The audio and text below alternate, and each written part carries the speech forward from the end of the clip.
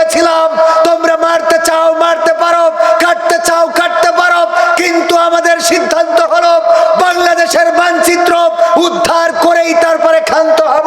প্রমাণ করেছিলাম, জীবন দেব, মানচিত্র দেব না, রক্ত দেব, দেশের মাটির অধিকার ছেড়ে দেব না। কিছুটা হয়েছে। সর্বশেষ 3 নম্বর, 2024-এ ছাত্র জনতার আন্দোলনে আমরা রাজপথে নেমেছিলাম। এখানে আবার সেই কুটা এখানে এখনো রয়েছে, এই কুটা দূর করার জন্য নামেছি। এখানে কুটা 2024-এ ছাত্র জনতা বৈষম্য বিরোধী আন্দোলন করেছিল।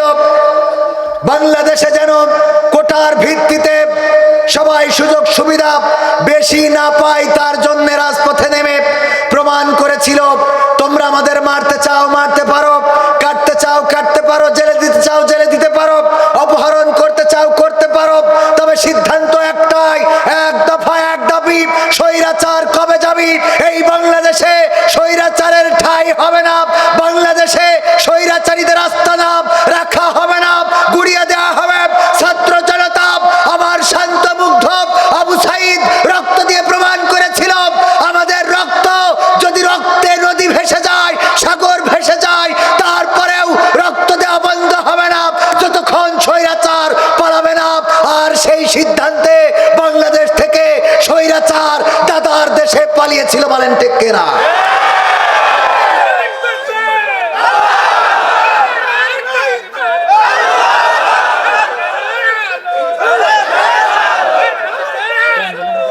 সংগ্রামী তাওহীদি জনতা, 2টা জেলা সাতক্ষীরা যশোর, 2টা থানা শার্শা কলারোয়া, এখানে 2 জেলার, এক জেলায় ওয়াজ করলে 2 জেলার হয়ে যাচ্ছে।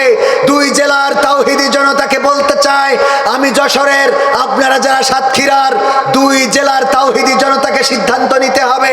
তাওহীদি জনতা নিয়ে এক উপদেষ্টা কটাক্ষ করেছিল, আমরা প্রমাণ করে দিয়েছি। পরের দিন তিনি আবার উল্টো ওয়াজ শুরু করেছেন, উপদেষ্টা হইলেই তাওহীদি জনতার বিপক্ষে যাওয়া যাবে? এই তাওহীদি জনতা সিদ্ধান্ত নিতে হবে। 1952-তে, 1971-এ, 2024-এ যেমন রক্ত দিয়েছি, আগামীতে আল্লাহর জমিনে আল্লাহর দ্বীন কায়েমের জন্য ইসলামী আন্দোলনের নেতারা যদি ডাক দেয়, কোরআনকে বুকে ধারণ করে রাজপথে ঝাঁপিয়ে পড়তে হবে। যদি বাতিলের বুলেট আমাদের বক্ষ ভেদ করে, যদি আমাদের রক্তে সাগর ভেসে যায়, রক্তে যদি রঞ্জিত হয় এই সাতক্ষীরা যশোরের জনপদ, সেই রক্তের সাগরে সাঁতার কেটে কেটে একটি রক্তাক্ত বিপ্লবী কালেমার পতাকা বাংলার জমিনে উড়ানোর পরেই ক্ষান্ত হব। এই সিদ্ধান্তে রাজি কারা কারা দেখতে চায়?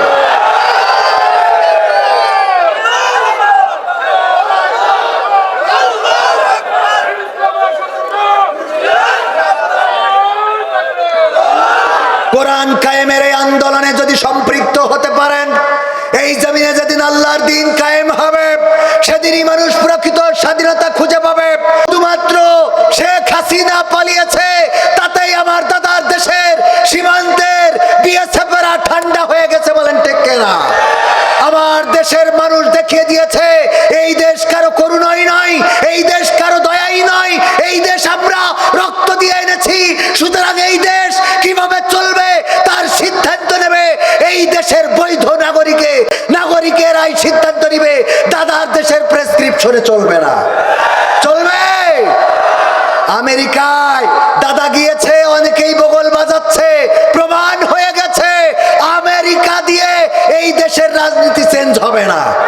ডোনাল্ড ট্রাম্প ডাইরেক্ট বলেছে যে আমেরিকা চেঞ্জ করে নাই, এইটা মোদি ভালো করেই জানে। মোদি তুই কিছু কয়, ও কয় যে ইউক্রেন রাশিয়া নিয়ে কথা বলি, ওটা বাদ থাক, ঠিক না বে ঠিক?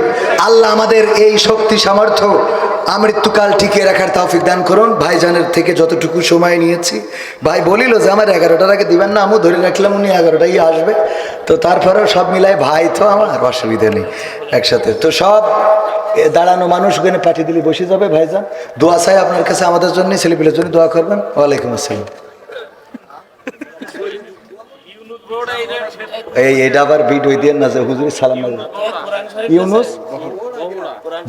বগুড়া বগুড়া বহুড়া 600 টাকা না 510 টাকা, আল্লাহ কবুল করো। কোরআন শরীফ তো অনেকে এ ভাইয়ের কাছে দিবা না, সবার জন্য দোয়া, আমার জন্য দোয়া আছে। আজকে আমি আপনাদের এলাকার সন্তান, মাজেদ ভাইয়ের সাথে ফ্রেন্ডলি সম্পর্ক থাকার কারণে যে কথাগুলো বলেছি হয়তো অগুছালো, অমার্জিত, যদি এরকম কিছু থাকে সেগুলো অবশ্যই ক্ষমা সুন্দর দৃষ্টি